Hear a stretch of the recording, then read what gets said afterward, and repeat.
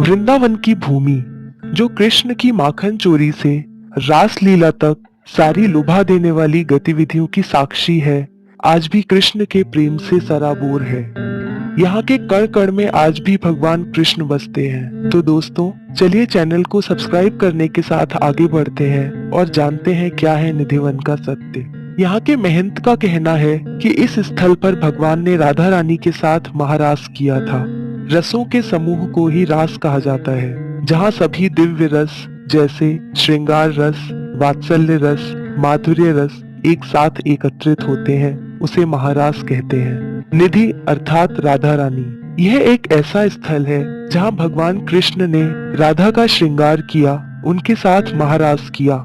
इसलिए ही इस दिव्य वन को निधिवन कहा जाता है। निधिवन के वृक्ष अनंत जन्मों से तपस्या करते हुए ऋषि मुनि हैं, जो कृष्ण प्रेम के कारण यहाँ वृक्षों के रूप में विराजमान हैं। ये ऋषि मुनि गोपी भाव से भावित होकर यहाँ पर आए। गोपी कौन है?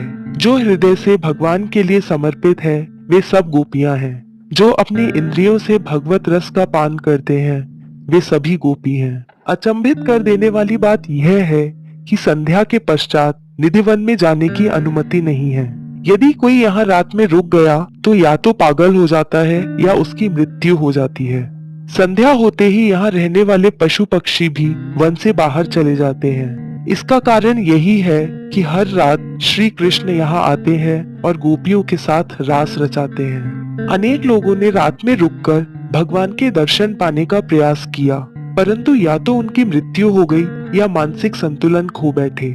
यही नहीं, निधिवन में स्थित रंग महल नाम के मंदिर में हर रात्रि पान, लड्डू, चंदन का पलंग, श्रृंगार का सामान आदि रखा जाता है और मंदिर को भी रात में बंद कर दिया जाता है। जब सुबह मंदिर के पट खोले जाते हैं तो पान तथा लड्डू खाया हुआ मिलता है और सामान बिखरा हुआ।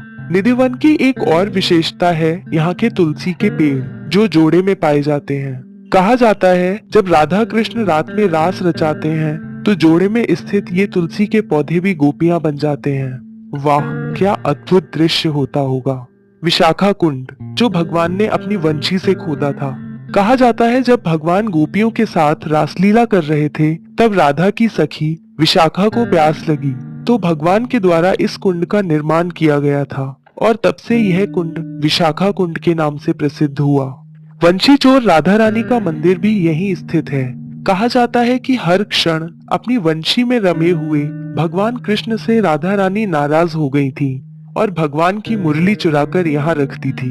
एक भक्त ने तो वन में रुककर भगवान की रासलीला देखने की कोशिश की। जब सुबह निधिवन को खोला गया तो वह मुख बधिर हो चुका था और अपने प्राण त्यागने ही वाला था। तब उसने वहाँ एकत्रित लोगों से एक पेन और पेपर मांगा और निधिवन के अनुभव को शब्दों में उतारा। उसके बाद उसकी मृत्यु हो गई। वह कागज अभी भी मथुरा के सरकारी संग्रहालय में है। विशेषज्ञों ने भी यह माना है कि रंग महल में हुई गतिविधियां किसी पशु या पक्षी के द्वारा नहीं की जाती।